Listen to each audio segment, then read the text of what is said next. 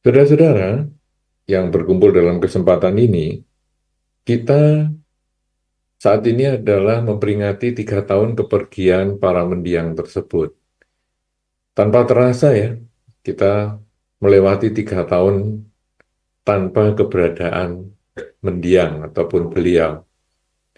Ya tentu di awal keluarga akan mengalami gejolak yang luar biasa sekali karena kehilangan itu betul-betul kita tidak pikirkan sebelumnya. Kita merasa mestinya nggak masalah ya kemarin itu ada pandemi seperti itu, tapi ternyata pandemi itu juga membawa anggota keluarga kita terlahir di alam yang lain.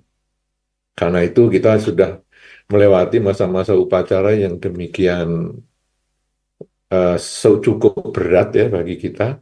Kemudian ada peringatan yang selanjutnya menjadi lebih bisa menerima itu sebagai kenyataan. Dan akhirnya hari ini adalah 3 tahun. 3 tahun kepergian mendiang itu kalau upacara menjadi upacara yang terakhir biasanya.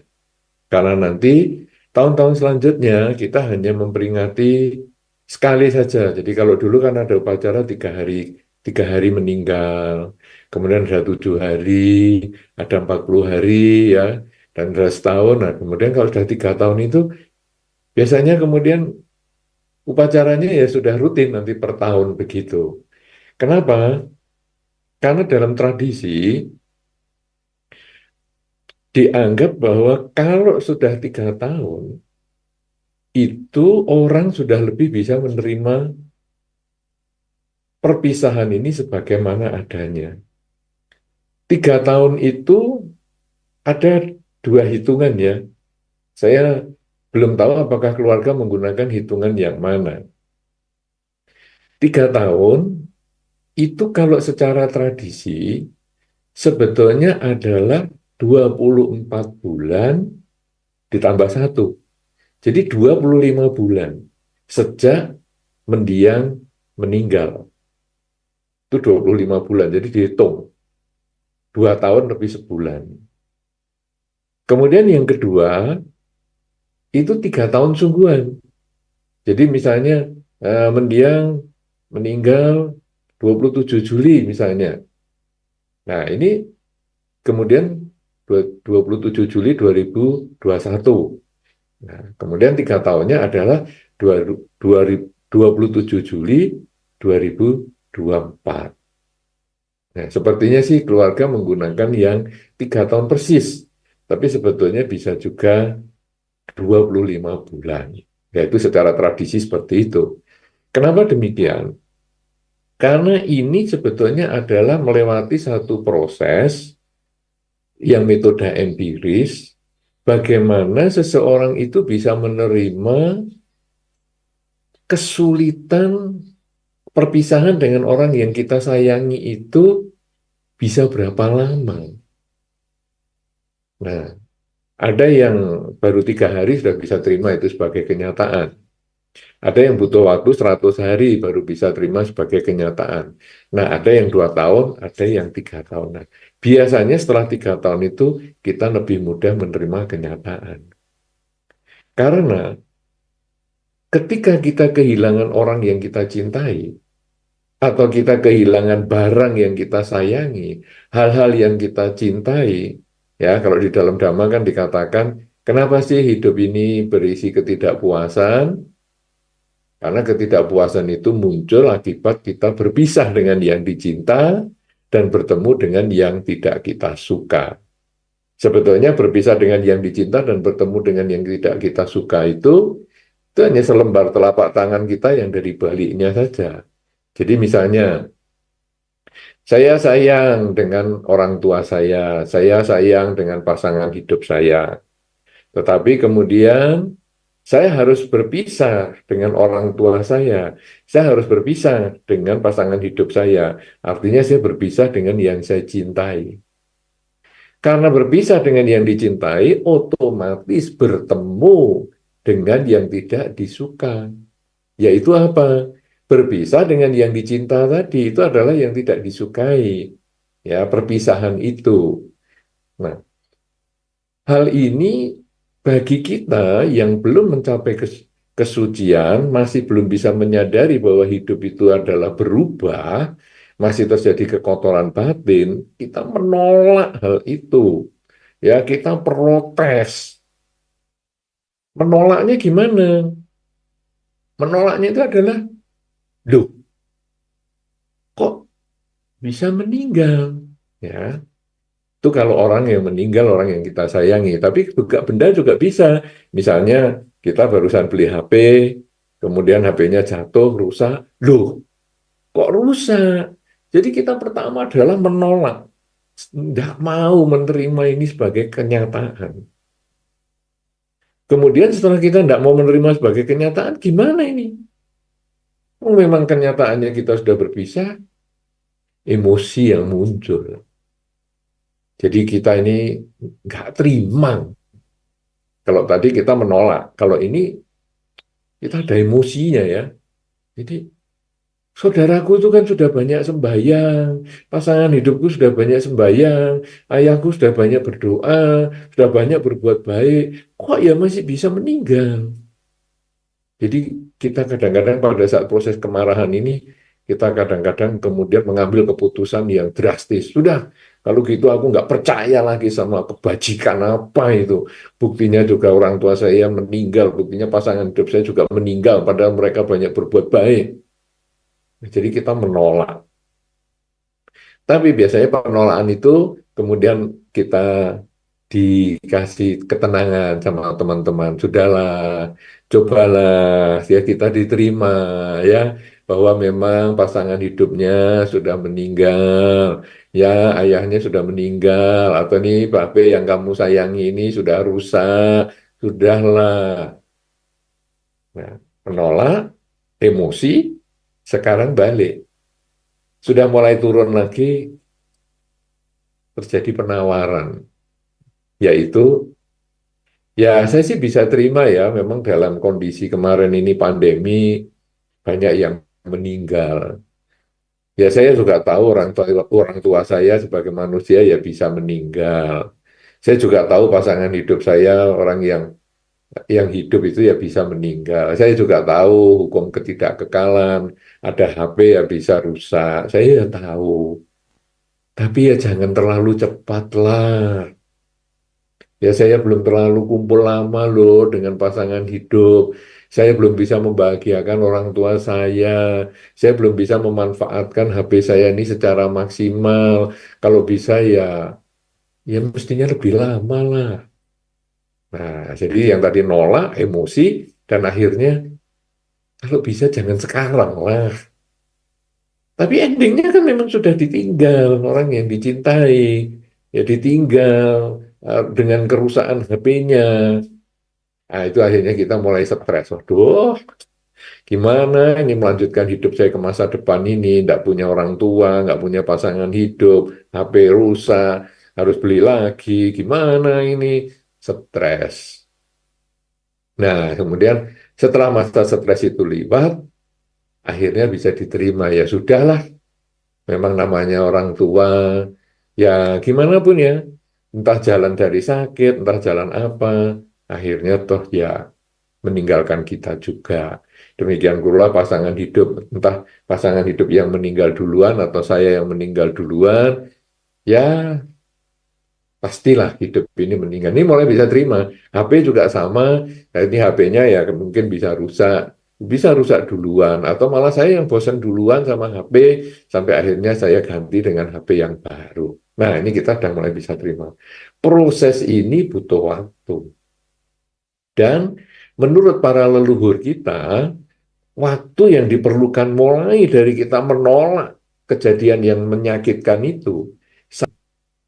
Nah, sehingga muncullah upacara peringatan 3 tahun. Ada yang 3 tahun itu dihitung, ada yang 1.000 hari itu juga ada. Ya, jadi 3 tahun itu kan sebetulnya 300, itu kan lebih dari 1.000 sebetulnya. Ya, tapi kemudian ada yang ngitung, udahlah, dianggap 1.000 aja. Itu juga ada, kalau tadi 25 bulan. Kemudian kalau ini dihitung 1.000, itu juga bisa. Nah, maka ada istilah untuk seseorang bisa terima sebagai kenyataan ya, dari proses penolakan sampai bisa terima. Ada juga yang bisa lebih cepat, itu urusan lain, tapi pokoknya nerimanya sekitar segitu. Makanya setelah 3 tahun upacara itu jadi per tahun saja. Mungkin ada sebagian kota menyebut ya kita cokinya ya, kita peringatan pas cokinya saja, nah, semacam itu. Nah, saudara-saudara, sekarang kita sudah tahu tentang kenapa kita memilih 3 tahunan ini, dan kemudian kenapa kok setelah 3 tahun sudah nggak ada lagi upacara 4 tahunan, 5 tahunan, ya lustrum misalnya, kok nggak ada lagi. Tapi kok sekarang ya sudah berhenti di 3 tahun, kemudian ya sudah peringatan per tahun. Kita sudah tahu itu. Nah, sekarang kenapa kita hubungkan dengan upacara ritual seperti hari ini, misalnya pembacaan parita? Ya, kemudian tadi saya mendengar juga pengumuman ya, saudara-saudara yang mungkin mengalami sakit, yang tidak ingin melanjutkan acara, silahkan masuk ke ruang sana serbaguna karena keluarga telah menyediakan konsumsi misalnya. Yuk, ini kenapa keluarga menyediakan konsumsi? Nah, ini maksudnya adalah keluarga melakukan kebajikan. Keluarga mengundang Anda semua untuk ikut acara ini sebetulnya adalah keluarga memberikan kesempatan Anda mendengar dhamma. Nah, ini berarti keluarga melakukan kebajikan. Selain memberi kesempatan mendengar dhamma, yaitu mengisi batin Anda, keluarga juga menyediakan makanan, konsumsi, yaitu mengisi badan Anda. Jadi sebetulnya ketika Anda datang, Anda itu sudah memberi kesempatan keluarga berbuat baik. Tetapi ketika Anda berkumpul bersama, kemudian membaca parita, kebetulan Anda ini kan karena kota yang sama, Anda kenal dengan mendiang, ya Bapak Gui Hian Ping ataupun Ibu Jenny Guyana, Anda kenal. Ada satu ketika Anda bisa diundang ke satu tempat yang Anda tidak kenal, tapi Anda baca parita aja, tidak apa-apa. Apa itu? Ada pokoknya adalah rumah dukanya maksud saya. Nah, itu ketika Anda dipanggil ke sana, misalnya Anda membacakan parita, Anda kadang nggak ngerti siapa yang meninggal ini nggak kenal. Mungkin itu generasi di atas Anda. Tapi Anda baca parita dengan tulus. Maka ketika Anda membaca parita dengan tulus, Anda sudah memberi kesempatan kepada keluarga mendiang berbuat baik atas nama mendiang. Kemudian ketika Anda membaca parita dengan tulus, Anda itu sebetulnya sudah berbuat baik untuk diri Anda sendiri. Karena selama kita membaca parita, dan di dalam Dhamma disampaikan, kalau kita sedang berpikir positif, kita tidak mungkin bisa berpikir negatif. Karena pikiran itu hanya bisa satu setiap saat.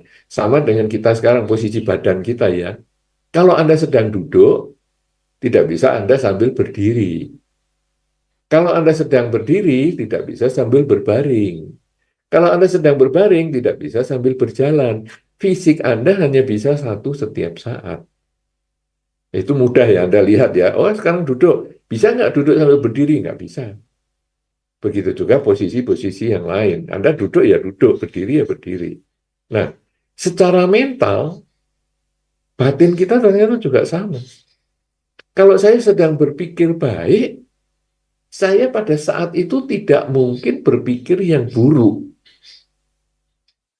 Karena itu ketika saya sedang membacakan parita, saya berpikir yang baik. Karena parita itu apapun juga yang Anda baca, ngerti nggak ngerti sebetulnya itu adalah pikiran baik, ucapan baik. Apalagi itu ada beberapa sabda Sang Buddha dan sebagainya. Nah, jadi Anda waktu membaca parita itu Anda melakukan kebajikan dengan pikiran, dengan ucapan, dan dengan perilaku. Semakin sering Anda membaca parita, baik itu di rumah duka, baik itu di wihara, juga di rumah sendiri, pagi bangun tidur, malam mau tidur, maka Anda sudah melakukan kebajikan, memupuk kebajikan dengan pikiran, ucapan, dan perilaku. Apalagi tadi juga disarankan untuk bermeditasi.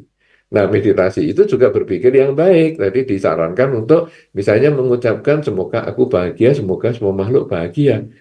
Dengan mengucapkan seperti itu, tidak mungkin kita punya pikiran negatif. Semoga musuh saya sakit-sakitan, semoga lawan dagang saya ini menjadi tidak laku. Nggak mungkin. Tapi pada waktu kita mengucapkan semoga saya bahagia, semoga semua makhluk bahagia, pikiran kita itu positif yang maksimal. Walaupun saya nggak suka dengan si A, tidak suka dengan si B, tapi saya tidak mengecualikan si A dan si B pada saat pengulangan kalimat cinta kasih saya. Misalnya, semoga saya bahagia, si A dan si B tidak usah bahagia. Nggak ada kalimat itu. Semoga semua makhluk kecuali si A dan si B bahagia. Tidak ada kalimat itu. Padahal kita ingat si A dan si B itu menjengkelkan, tapi kita tidak menyebut. Nah, sehingga ketika Anda tadi mengikuti upacara ini secara keseluruhan, Anda itu sudah menanam kebajikan lewat pikiran, lewat ucapan, dan lewat perilaku. Kemudian waktu meditasi juga Anda sudah melakukan kebajikan lewat pikiran, ucapan, dan perilaku. Ketika sekarang Anda fokus mendengarkan Dhamma, Anda juga sedang melakukan kebajikan lewat pikiran, ucapan, dan perilaku. Dengan demikian, ketika Anda mengikuti acara dalam kesempatan ini saja, selama beberapa menit dari awal sampai sekarang, Anda itu sudah menanam kebajikan. Dan di dalam Dhamma disampaikan bahwa kebajikan itu akan membuahkan kebahagiaan. Semakin sering Anda berbuat baik, semakin banyak kebajikan yang Anda miliki, semakin terkondisi Anda memperoleh kebahagiaan sesuai dengan yang Anda harapkan. Jadi dengan Anda mendoakan orang lain, sebetulnya Anda menimbulkan kebahagiaan, mengkondisikan karma baik Anda sendiri berbuah sesuai dengan yang Anda inginkan.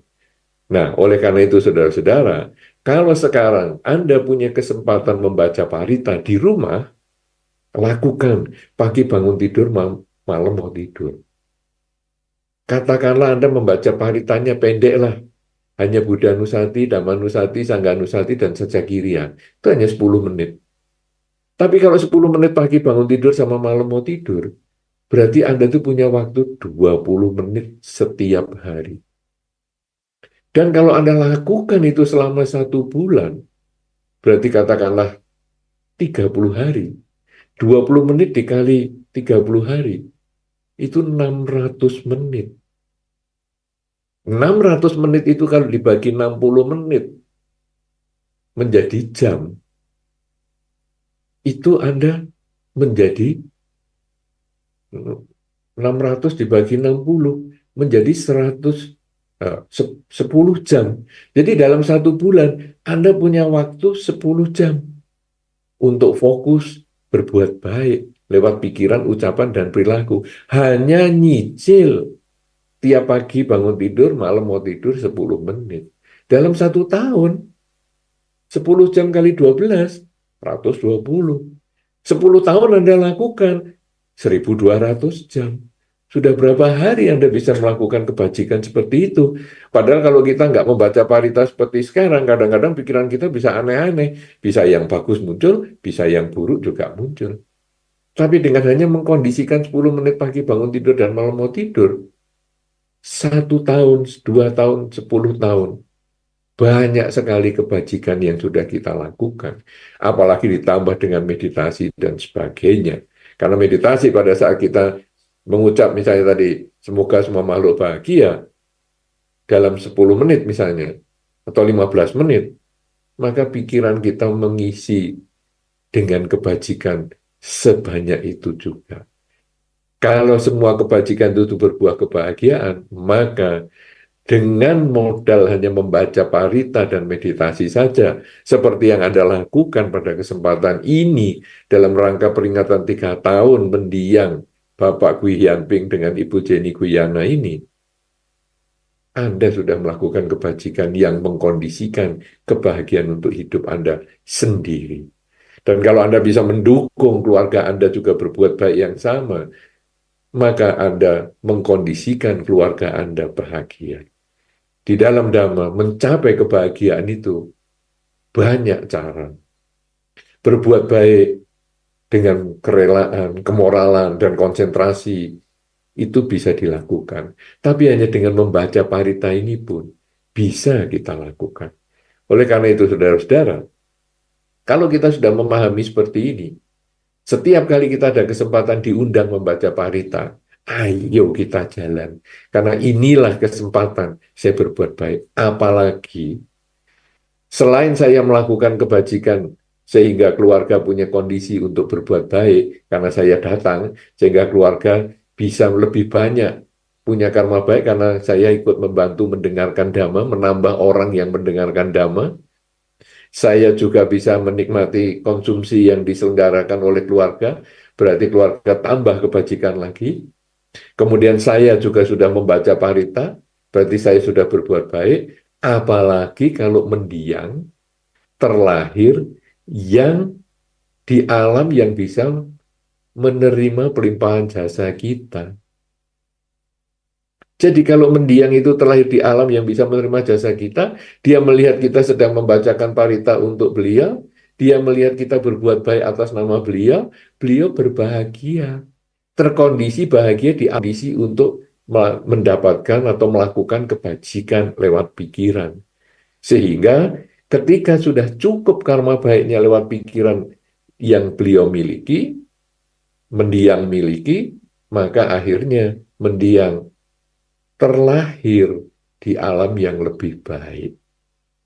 Kalau kita bisa mengkondisikan mendiang terlahir di alam lebih baik, maka keluarga dengan upacara pada kesempatan ini telah tercapai tujuannya untuk membahagiakan mendiang di alam manapun mereka berada. Kita yang hadir juga berhasil membahagiakan, menambah kebajikan untuk diri sendiri, membahagiakan keluarga mendiang, dan sekaligus mengkondisikan mendiang berbahagia di alam lain. Kalau sudah demikian, saudara, maka dalam upacara yang sesingkat kesempatan ini, sebetulnya banyak sekali kebajikan yang sudah ditanam oleh semua pihak yang terlibat, yang dapat mengkondisikan mendiang berbahagia di alam kelahiran yang sekarang. Oleh karena itu, saudara-saudara, inilah kesempatan bagi kita untuk merenungkan semua kebajikan yang kita sudah lakukan sejak awal nama Karagata sampai saat ini dan nanti sampai akhir nama Karagata lagi. Marilah kita renungkan semua kebajikan ini. Bagi yang kita mengenal mendiang ataupun yang tidak mengenal mendiang, marilah kita merenungkan dengan mengucapkan, semoga dengan kebajikan yang saya lakukan dalam kesempatan ini, melalui pikiran, melalui ucapan, dan juga melalui perbuatan badan saya. Semoga mendiang berbahagia di alam kelahiran yang sekarang. Semoga keluarga mendiang memperoleh kebahagiaan sesuai dengan kondisi karma yang mereka miliki. Semoga saya yang sudah berbuat baik, saya pun juga memperoleh kebahagiaan. Dengan demikian, saudara, kebajikan kalau dilakukan dengan pikiran, ucapan, dan perbuatan kita, maka akan mengkondisikan kebahagiaan untuk banyak pihak. Semoga mendiang selalu berbahagia di alam kelahiran yang sekarang. Semoga keluarga mendiang memperoleh kekuatan, kesabaran, dan kemampuan menerima kenyataan sebagaimana adanya. Semoga kita semua selalu berbahagia di kehidupan saat ini maupun di kehidupan yang selanjutnya. Semoga semua makhluk, baik yang tampak maupun yang tidak tampak, memperoleh kebaikan dan kebahagiaan sesuai dengan kondisi karmanya masing-masing. Sabe sata bawantu sukitata. Sadu, sadu, sadu.